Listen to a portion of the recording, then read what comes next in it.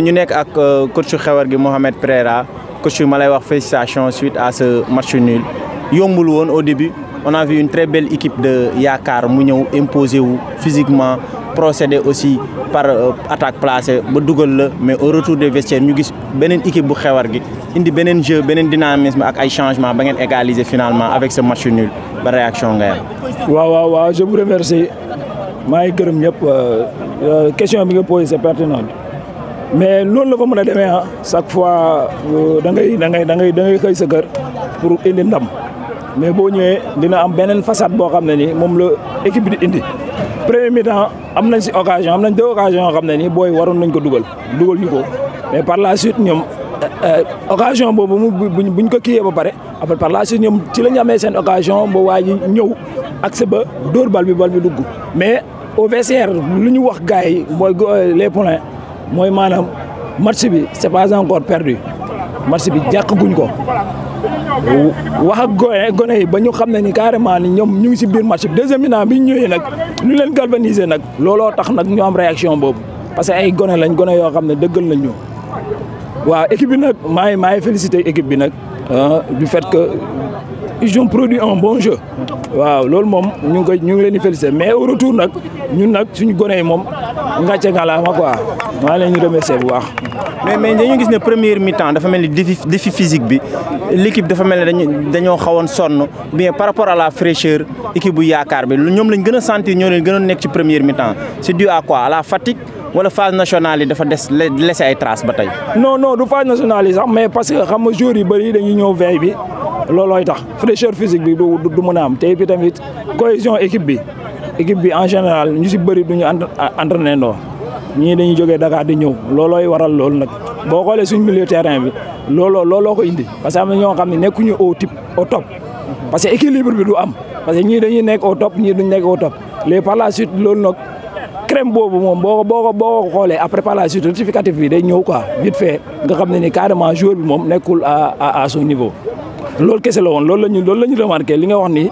looloo amoon premier mi-temps parce que dañoo ko amoon déchet physique boo xam ne ni booy amoon nañ ko léegi par la suite deuxième mi-temps bi la ñu rectifié indi yeneen changement indi booy bu nekk di football excentré ñu ñëw football loo ko comme milieu terrain mu indi benn apport boo xam ne ni apport offensif lay doon quoi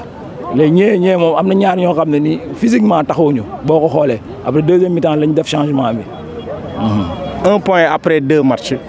est-ce que yaakaaroo ne seen taxawaay ci poule bi dina xaw a difficile pour la suite. non loolu yaakaar ma ko rien n'est encore perdu parce que tamit poule bi tamit suñuy nawle rek ñoo fa ne mais suñu deuxième match bi j'espère qu'on va l'assurer quoi. troisième match bi waaw du moins lañ ko assurer am génne fi ak 3 points yoo xam ne nii ñu mën a pousser ñu mën a nekk au devant. merci. ñu ngi lay nuyu coach Yaakaar ñu gis ne seen deuxième match tey da ngeen ñëw indi beneen xar kanam face à cette équipe de Xewar gi ngeen ñëw mener les débats en première mi-temps dugal ko très rapidement mais avec un jeu séduisant mais dañu gis ne deuxième mi-temps bi équipe bi dafa mel dafa flancher physiquement ba ngeen encaissé ce but finalement ngeen gérer au score bi da nga dem ba ci biir nga gis ne match nul bi arrangé ne leen wala équipe bi de Xewar gi dafa mujj changer contrecarrer carrément say plan. maa ngi leen di encourager vous d'abord di wax ne li nga wax noonu dëgg la parce que soo xoolee loolu en premier mi-temps dañu bëgg parce que match dafa nekk match derby bi nga xamante ne ñun ñoo leen mujjoon a gagné par 2-0 yàgg na donc loolu yëpp daf ciy joué ba pare ñun ñu ñëw am 3 points d'avance ci ñoom ñu retrouvé par 0 point donc ñun pression bi si ñoom la waroon gën a ëppee mais pression dafa ñëw ëpp si ñun ba yàlla def ñu lijjanti ko ba indi ko biñ indee marqué en premier mi-temps deuxième mi-temps pression bi gënee parce que envie de gagne bi moom moo indi loolu yëpp moo waraloon benn instant équipe bi daal di tëdd ñoom ñu am benn domination. mais dañoo gis Yaakaar bu contre bi mu football contre Jokko beneen Yaakaar la tey contre ak Xewar gi lan moo indi changement boobu noonu différence bi entre ñaari équipe yi. waaw voilà xam nga voilà dafa am contexte foofu dafa am ay contexte yu nga xam ne des fois daf ciy joué donc suñu plan de travail yi nga xam ne dañ ko entamé woon soreegul woon presque dañ ko commencé muy dagg ñuy am ay manquement joueurs yi ñi bu ñu ñëwee tey suba duñu ñëw di am ay problème ainsi de suite xam nga affaire navétane ak joueur navétane donc loolu indil ñu problème ba nga xam ne mënuñu am cohésion bi ñu bëgg ak sur le plan bataille loolu mënuñu ko woon am na ñu ma gis sax bi ñu nee ma coach waaw ndax kon yow yaa yor équipe bi nag ngay yor équipe bi di mel ni di dagg nii yow meloo nii mosoo di liggéey lii man leen effectivement expliquer leen raison yi c'est pour cela nag moo taxoon suñu équipe doon dagg kenn xàmmeewu leen mais cette fois-ci ñu xam ne carrément ci équipe bu mag la ñuy fubalal te derby la ñu defar taxawaay yi bousculer leen def li nga xam ne moom la laaj mooy lii nii tey même suñu amee point baax na. merci coach. waaye boo aussi. yéen a ngi war a fubal troisième journée ngeen war a fubal équipe yoo xam ne impérativement dañoo war a am victoire pour mën a dellusiwaat ci compétition bi loolu noonu la mentalement nan ngeen koy préparer troisième journée. voilà cette fois-ci dama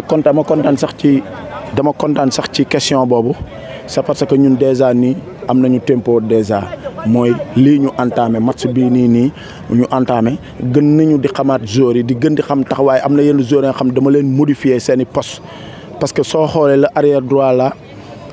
droit moom c'est un milieu de terrain te booy la mi ngi soog a jouer senior musul jouer senior man maa ko indi adapté ko en latéral droit même l'autre gauche booy la ci koñ bi la dëkk ñu xam ne lii match derby la te xale bu fippoo ci koñ di jouer ak ay naataangoom daan meew ak ñoom nga boo ko sensibiliser bi motiver ko rek mën na cee génn